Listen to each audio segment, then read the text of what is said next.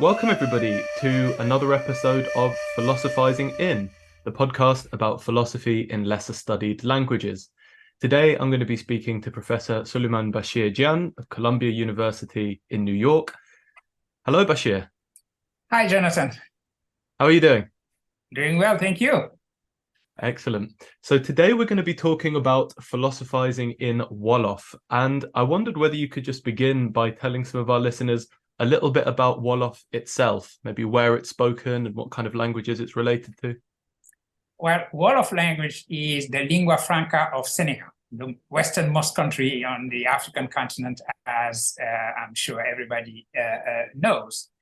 And it is the language of the Wolof people, or the people from Jollof, which was the original name of the region in which Wolof was spoken.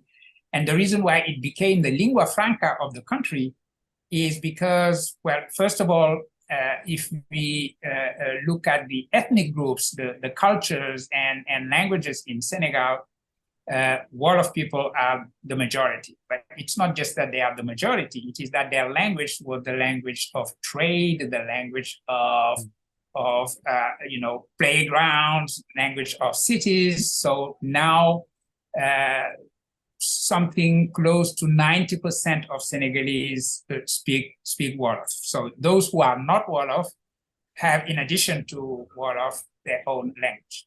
And it is important to mention that this is the lingua franca of the country. So it is spoken in the Senegambia in general, because as you know, looking at the map, the Gambia is a former British colony. Therefore separated from the rest of Senegal, which was a French colony. But you have the same populations in the Gambia and in Senegal, so Wolof is spoken also in the Gambia. And since Wolof people have been traveling a lot, the language is also spoken in southern Mauritania, widely spoken there, spoken in Mali, spoken in Guinea, all these surrounding countries as well. But it is primarily a Senegalese language, not widespread like, let's say, Fulani or Mande, but still the lingua franca of Senegal.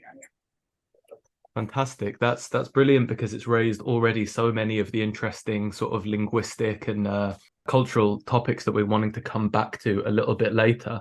But before we come to some of those specifics, I want to kind of open it up to an even more broad and interesting sort of linguistic topic, which is that a lot of your own work focuses on written philosophy in the West African context.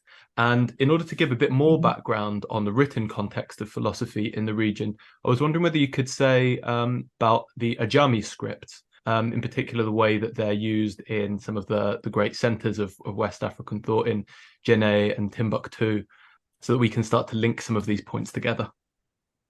Yes, it's a very important point, because there is this stereotype according to which African cultures are oral cultures. Africa is not married with orality. So this is an important thing to say. So when we talk about African languages, we have to remember one thing. Islamization of important regions of Africa meant the introduction of Arabic scripts, not just the Quran, obviously, not just the Arabic language for those who learned it and became scholars using the Arabic language, but the Arabic script as well, that was used to write African indigenous non-Arabic languages as well, which is what is called Ajami. Ajami is the word for the use of Arabic script to write languages other than Arabic. So very early, thanks to Islamization, many West African languages were written using Arabic script in very specialized fields, obviously. So Wolof was one of those. So was Pulaar or Soninke, or many West African languages as well. So we have to take into account not just the presence of Arabic in Africa and the use of Arabic for philosophical thought, since we are talking about philosophy, but also the use of Arabic script to write African indigenous languages. Yeah, no, that's excellent. And I was wondering sort of how do we get from, I mean, I suppose what you've been saying already is that because Ajami's writing African languages in an Arabic script, it's not that there's a sort of an evolution from Ajami works of philosophy into Wolof ones, but they're already philosophizing in Wolof. We already have the first written texts of Wolof philosophy in some of these Ajami works. But then I wondered, you've insisted in some of your writing before, and what I thought was a really interesting point there. I kind of contrasted in what I initially said of writing in Arabic to writing in African languages. But you've mentioned a couple of times before that it's important to consider Arabic as an African language. Could you tell us a little bit about what you mean by this and why it's important for understanding the development of philosophy in Africa? Well, there are many reasons why it is important to mention at the outset that Arabic is an African language. First of all, Arabic is the language of North Africa, what is called the Maghreb. And although we are not talking about classical Arabic there, but more dialects coming from Arabic, one can still say that Arabic is the language of North Africa. And when we talk about Africa, we have to talk about the totality of the continent, not just sub-Saharan Africa. This is also another, we have a tendency to think that that when we say Africa, we have in mind sub-Saharan Africa. And this is precisely connected to the stereotype I mentioned earlier about African cultures being essentially, quintessentially oral cultures. People forget that the Sahara has never been a wall separating two words. Trans-Saharan routes have always existed. So exchanges between the south of Sahara and northern part of Sahara has always existed, meaning that you had ideas were traveling, scholars were traveling, all sorts of goods and merchandises were traveling.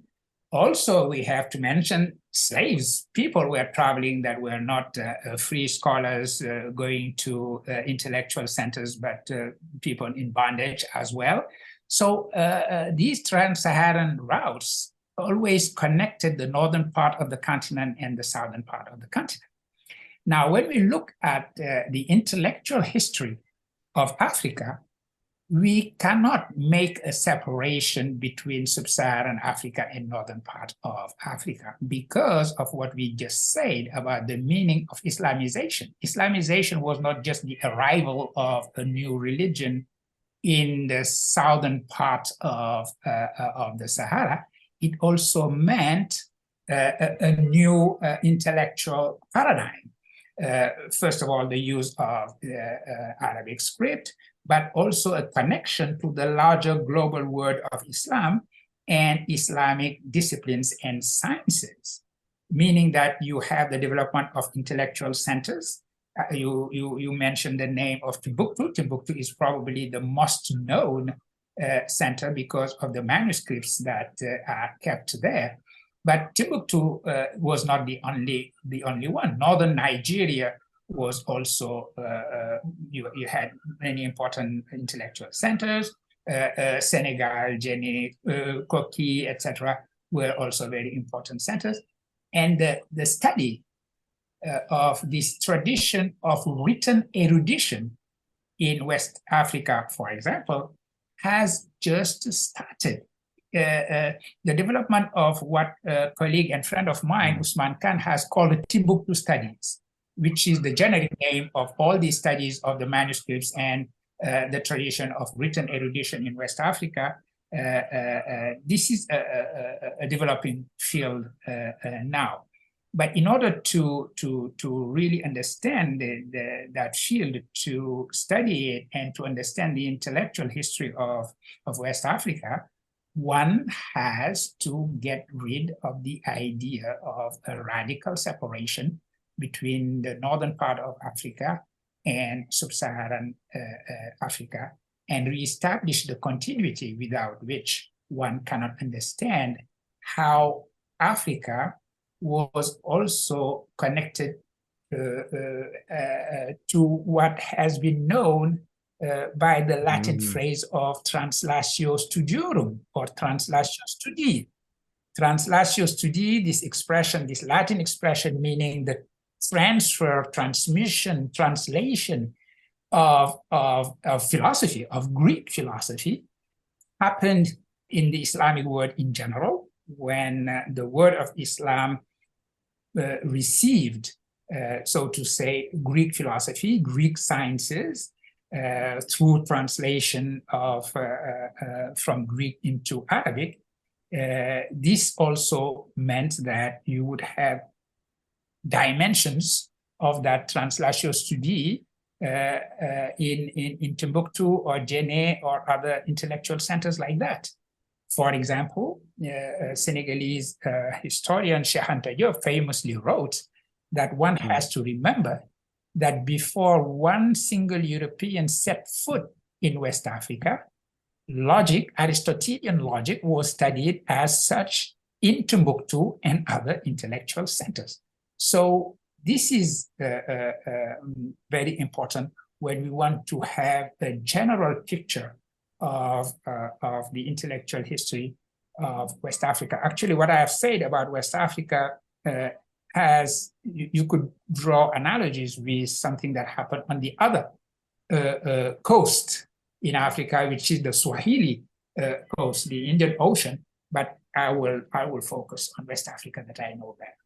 Well, it's so interesting that you were making the parallel with the Swahili coast, because I was thinking about the parallel with the sort of text I study in Ethiopia, where once again you have a big myth about Ethiopia being totally isolated and cut off from the rest of the world, not necessarily by the Sahara, but by the highlands, and of it being separated from the rest of Africa in some way, but also separated from the rest of the Eastern Orthodox world, of which it's a part. And the contemporary scholarship really just shows that this is absolutely not the case, that this is connected in all sorts of interesting ways, that there are translations into other Ethiopian languages, from Arabic, from Greek at a very early date, and that these things are connected to larger worlds in the way that, you know, is transformative of the intellectual and of the written intellectual life that goes on. So just to sort of continue on that point, I remember once you said something about the history of philosophy in Africa is always a history of encounters, right? As I'm sure we could say for almost everywhere in the world, and that these are some of the really important and interesting encounters to focus on, as opposed to the particularly sort of prevalent myths about cultural isolation, about only orality, right? And there was one particular kind of interaction or encounter that I was particularly interested in the West African case, again, because of another interesting parallel with Ethiopian philosophy that we can come back to. But I was interested in the kind of encounter we have when we're translating texts. So maybe we could say first you could tell me some of the details of what kind of texts were translated by Timbuktu scholars. You mentioned Aristotelian logic. What other works were these Timbuktu scholars most interested in having in their own languages in studying in this context?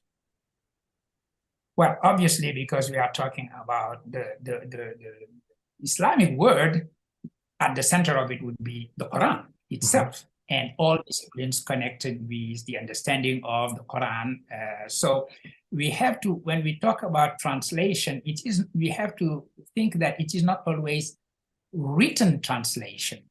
People might be commenting the Quran, translating it and explaining it and commenting it in a meta language that would be their own African indigenous language. We can perfectly imagine a scholar sitting with their disciples and then translating for them the Quran as the way it is done today, even in mosques throughout West Africa. You would always see people commenting the Quran, doing tafsir, which is the Arabic word for translation and commentary at the same time of the Quran. And then disciplines connected to that, theology, jurisprudence. Jurisprudence is obviously the queen discipline, so to say. It has been in the Islamic world. It is also in West Africa. You would have theological works as well. We know that a theologian such as Al-Ghazali, who was very much interested in philosophy as well. I mean, he is famous as a theologian who attacked philosophers, but was ultimately himself such a great philosopher, was very much studied in West Africa and very often quoted by West African scholars as well. And of course, when I mentioned logic, the reason why I mentioned logic is that it was probably the part of philosophy that was highly praised and was taught without any kind of controversy. You could have controversies surrounding philosophy in general, metaphysics, physics of Aristotle. All these could be in conflict with religious teaching, but not logic. Logic, considered as the introductory discipline, the science of valid reasoning, was considered useful for everybody, including actually the jurisprudents, who would like to have their own legal decision put in the nice form of a syllogism, etc. So this explains why logic was so important, the study of logic. And you had many textbooks of logic, interestingly written in poetry, in verses. Yes, because one way of making sure that you you memorize the rules is that you put them into poetic form and verses. Verses are always easier to recite, memorize and recite, obviously, than prose. So it was a whole genre of putting into poetry very abstract texts, not just logic, but even theological texts or texts of jurisprudence, etc., etc. Yeah. I'm sure I would have enjoyed my logic classes much more if we'd been reading them as poems instead of symbolic logic. Well, that's really interesting, because I suppose it kind of brings us to one of the more general topics that I wanted to get into, in terms of the distinction between oral philosophy and literary philosophy, in that when the sort of debates about the very nature of African philosophy began, obviously some of the foundational works are what we might call today ethno-philosophical, works from people like Placide Tempels, later on Alexis Kagame. And these are works which are focusing on the philosophical ideas of largely, or at least initially, at the time, non-literate societies. And a lot of the metaphilosophical innovations that ethno-philosophers or proponents of philosophical sagacity like Odero Aruka would have been proposing were ways of getting around the idea that there didn't seem to be the texts, which it seems like you've already mentioned to us, the text that seemed absent in the African context. So I guess the first question is, what do we miss out on when we take this sort of exclusive focus on orality? Well, we miss obviously very important dimensions of philosophical thought on the African continent, because yes, it is important to insist on a tradition of written erudition, but it is also important as much or more to insist on the capacity of orature, as it is called sometimes, as oral literature is called sometimes, to carry philosophical thought or philosophical sagacity, to use here the concept popularized by the late Odera Oruka. The question that was posed was to ask whether orality can really, you can find philosophical thought expressed in orality, because as Beninese philosopher Paulin Huntonji famously put it, the mind could be so focused on memorizing what needs to be transmitted orally that they do not criticize, they do not have a critical relationship to what is being thus transmitted. So in other words, orality would fail by its very nature to be self-critical, while philosophy is identified with critical examination. And so this is a very important question to be posed, to which, in a way, the researchers around philosophical sagacity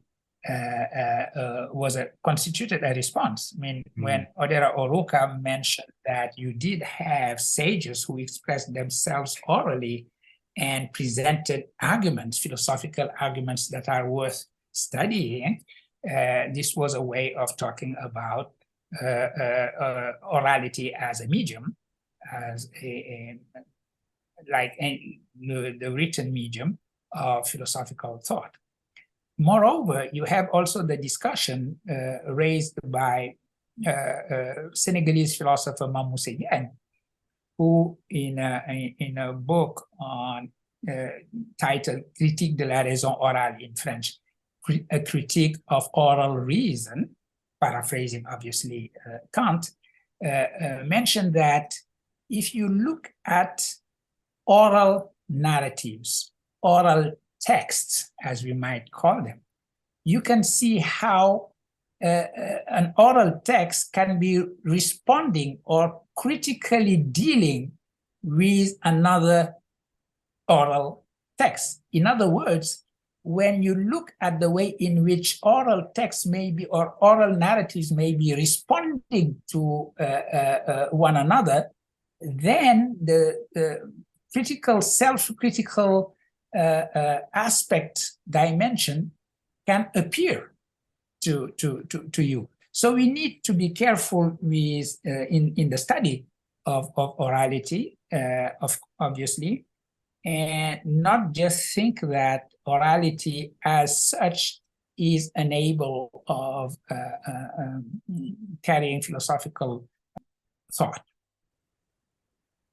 Yeah, so I guess there are sort of two separate criticisms maybe that you could make in terms of the idea of orality not seeming to be critical. On the one hand, we could have the idea that ethnophilosophies, you know, these books have titles like Bantu philosophy. It purports to be a metaphysical scheme for all Bantu speakers. So if we have a sort of uniformity of thought, in a sense there's no way it seems that a thought which is held by tens of millions of people could be critical in that it's trying to sort of describe too much in that Absolutely. way. And that would be an issue with trying to derive a sort of ethno-philosophical system, either from the grammar of natural languages, like Kagame would do, or from, as Claude Sumner did with Oromo literature, from the sort of myths and the sayings of the Oromo people. But then on the other hand, there's the idea that there's something maybe about the cognitive character of oral thinking, the insistence on memorizing, which makes it very difficult. And that's, I guess, Huntonji's second point, this idea that they're I know, I'm really glad that you mentioned the Huntonji point, because that was the next thing I was going to grill you on, that it's not so clear really whether simply oral thinking precludes critically analyzing things, because like you said, you know, in the critique of oral reason, there do seem to be ways in which you can take a certain attitude towards earlier texts and competing texts in that way.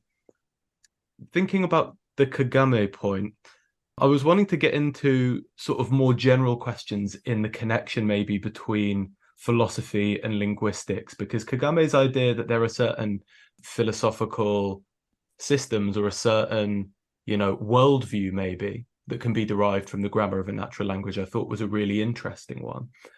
And I was wondering, I guess, on the one hand, about this methodology that he has of extracting philosophy from the grammar of a language, and the ways in which, is this just linguistic determinism in the sort of Sapir-Whorf style, where we say, well, the Europeans, the Indo-Europeans, they have an ontology of being, whereas the Bantu languages, they have an ontology of becoming?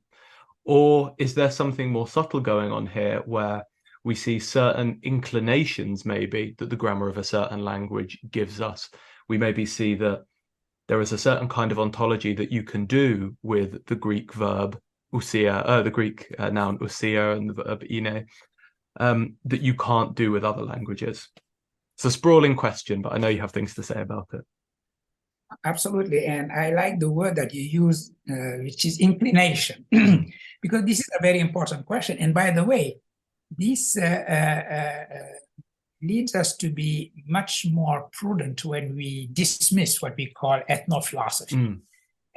There is something to be gained from the approach of the language.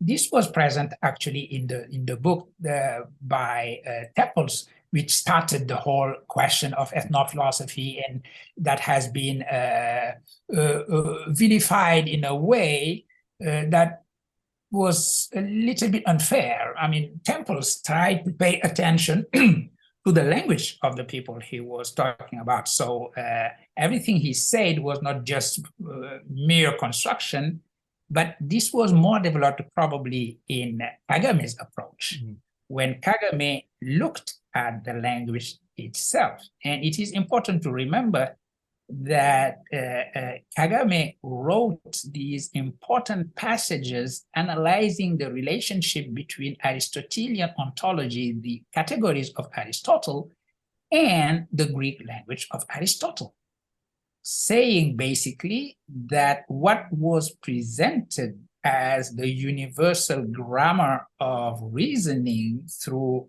Aristotle's enumeration of the categories of thought may very well be just the grammatical categories of his own Greek language.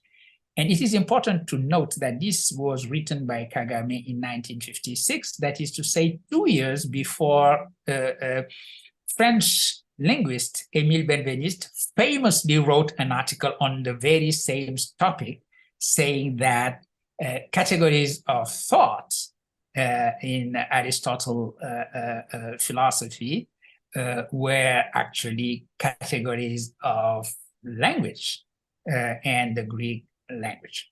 So does that mean that every language, to each language its own philosophy, which is radical relativism, a radicalization in a way of the Sapir-Whorf hypothesis? Each language contains its own philosophy, and to philosophize in Africa would be to philosophize in the African languages, digging out, so to say, the categories, the logical categories contained in those languages, and using them in a way that would be then authentically African.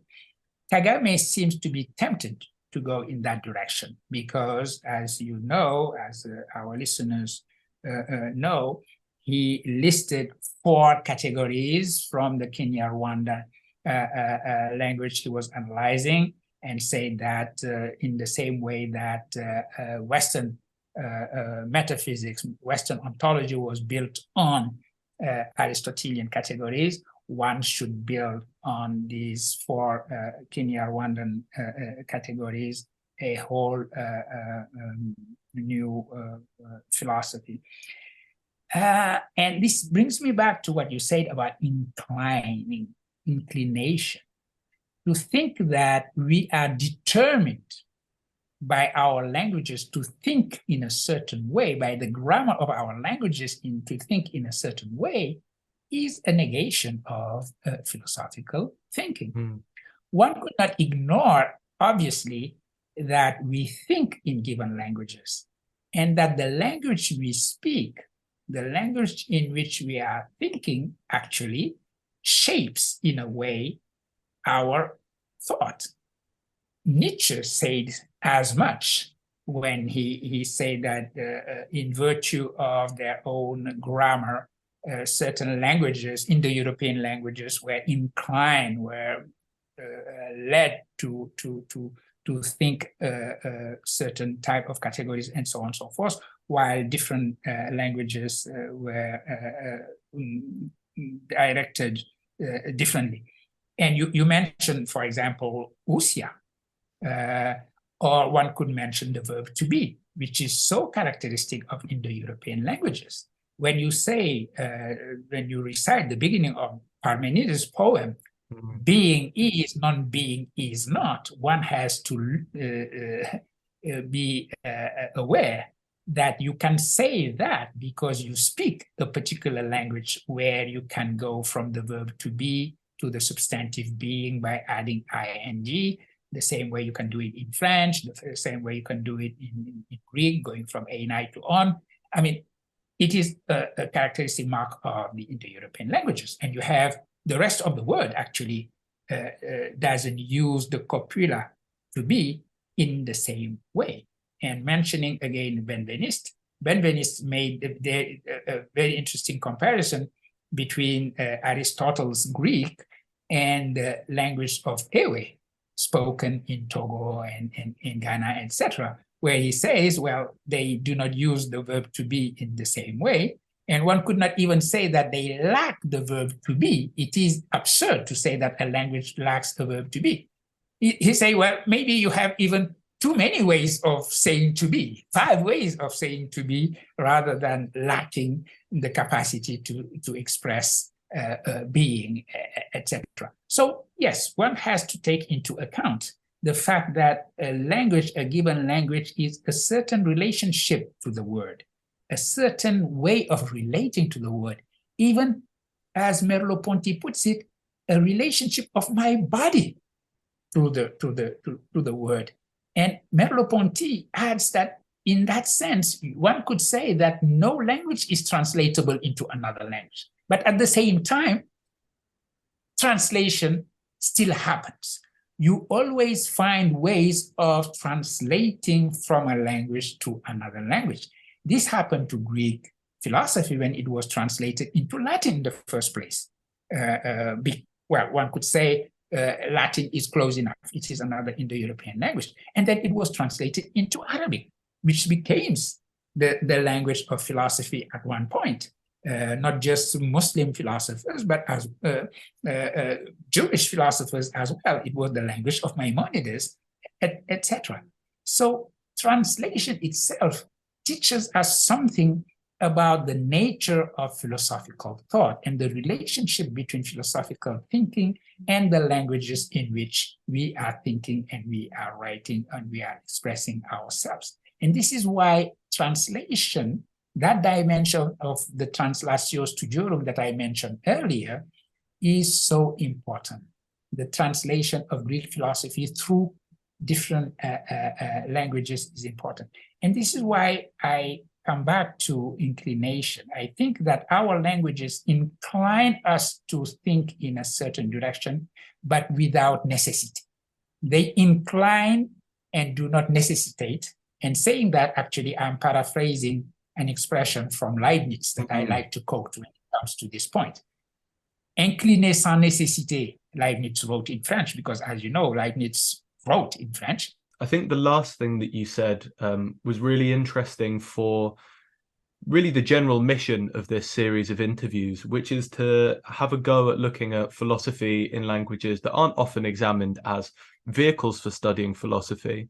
Because it strikes me that Kagame and Benveniste's project, I mean, maybe it's not even a project the way that they set it up, but the idea that the grammar of natural languages offered certain sets of philosophical inclinations offers a really strong argument for why linguistic diversity in philosophy might be so important, in that if Greek grammar necessitates a particular kind of ontology, and if most philosophy downstream of Greek grammar, of Aristotle's categories, shares relatively similar sorts of grammatical structures for the verb to be. I mean, obviously there are quite a variation of them within Indo-European languages, but the world is much larger than the Indo-European languages. Then we would be able surely to see what is truly universal and what simply the accident of a particular local linguistic category, by examining, comparing some of the philosophical ideas and expressions from very different kinds of languages. So I was wondering whether you think that that's a sort of a project that would be worth continuing. Absolutely. That is the project I'm myself engaged in. I do believe that, and that is why I believe in the philosophical importance of translation. So this is why, to this absolute relativistic approach, let's all philosophize in our own languages, exploring our own categories. I believe in what has been called by philosopher of translation Antoine Berman, the test of the foreign, l'épreuve de l'étranger, testing our philosophical arguments through their translation into other languages, looking at what philosophical questions, philosophical topics, philosophical problems, philosophical concepts become through translation. And that approach seems to me a very important comparative approach, and the best way to take into account pluralism, a pluralistic approach to philosophical thinking. And translation is what happens all the time, what makes philosophy, a history of philosophy, a history of encounters. Let's take, for example, we have been discussing about African languages. The way in which African languages have undergone hybridization, the hybridity of African languages through Arabic and also through European languages. When we talk about categories of language, we have to look at the way in which, if we take a language such as Swahili, its vocabulary is so much Arabic vocabulary. And the same thing, probably to a lesser extent, but widely so, with many African languages. My own Wolof language, because we started our discussion talking about philosophizing in Wolof. Philosophizing in Wolof means that you have to take into account the way in which translation has created hybridity in Wolof language. Many words, categories, temporal categories of time in Wolof are Arabic in their origin. The word waqt, the word zaman, which is widely used in many different African languages. All these words come from Arabic through translation, precisely because translation never leaves the language of arrival the same. A language is transformed through translation. So that movement of transformation is very important. And all of these emphasize the importance of translation and what I would call a translational approach to what it means to decolonize philosophy. That is to say, to pluralize philosophy, to pluralize the geography of philosophy in the first place, and to pluralize the languages of philosophy. And instead of a translational approach is the contrary of an absolute relativistic and separatist approach. Absolutely. And it's really true, I think, of, it's not only true of philosophy in the African context, it's absolutely true of philosophy in the various European languages. I mean, when you see some of the earliest attempts to do philosophy in English, you have people grappling with all of these difficult sort of questions about, do we just take, like you were mentioning with the time vocabulary in Wolof, do we just take these Greek and Latin words over, or do we come up with new original English words? I was thinking about this earlier when you were mentioning logic, right? One of the earliest works of philosophy in English is called Witchcraft, because somebody said that he didn't want to take over the Greek, the inkhorn term of logic from the Greek. We have a good English term we can use, the crafting of wits, witchcraft. And, a phrase like every statement is either an affirmation or a negation, becomes every is either a yay say or a nay say. Obviously, these attempts at a kind of linguistic nationalism of, we need these English words. Nobody says yay say or nay say. No one says witchcraft. We do say logic, ethics, nature, self, person all the time. Yeah. So, it's an important point for thinking about the translation of philosophy in all languages, and also just about language more generally, right? I mean, these are words that we use. These are words that non-philosophers are using every day. Absolutely. So I thought this kind of leads us nicely to the very last question, which is, I know that you've been working on a really interesting project recently, which is a Wolof edition of the Dictionary of Untranslatables. Could you tell us a little bit more about this project and what the idea of adding an African language to this already very multilingual project will add? It seemed to me, and to Barbara Cassin, who is the editor, as you know, of the Dictionary of the Untranslatable, it seemed to me a nice addition to the different versions through which the Dictionary of the Untranslatable has been traveling, because having an African language such as Wolof would be an excellent way of looking at the translation of these untranslatables. But it seemed also to us, meaning my colleagues from the Department of Philosophy of the University of Dakar and myself, that this would be a good way of introducing the practice of translation in our own approach to philosophizing in Wolof, choosing a certain number of entries from the dictionary, the original Dictionary of the Untranslatables, because we are not going to translate the whole big thing, but selecting a certain number of entries, all the entries actually related to language. The one on logic, the one on translation, for example, the one maybe on French, because French is so present in our life, in our philosophizing, but adding also other entries. So we need to add an entry on Wolof, on the Wolof language, talk about the Wolof language, and so on and so forth. It is coming nicely. We have already had 2 meetings, and right now we are engaged with linguists, also linguist colleagues. A colleague of mine who is teaching Wolof and Polar here at Columbia University, a colleague and friend of us, Umar Ka, who is also working at University of Baltimore, and who is a linguist also.